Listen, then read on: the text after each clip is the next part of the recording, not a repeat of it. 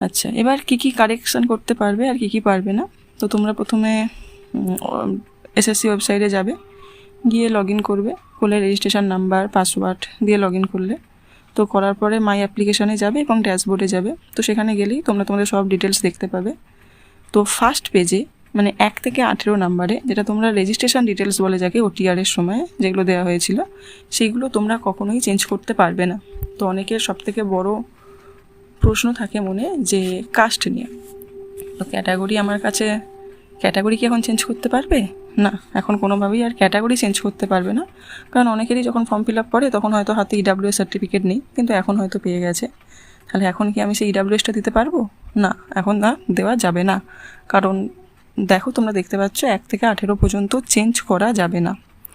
তাহলে কী কী চেঞ্জ করতে পারবে? তোমরা 19 নাম্বার থেকে যেগুলো আছে সেগুলো সব কিছু চেঞ্জ করতে পারবে, যেমন হায়েস্ট এডুকেশান কোয়ালিফিকেশান, এছাড়াও qualify education details, exam centre, choice preference, ছবি, সাইন, এইগুলো সব এখন চেক করতে পারবে।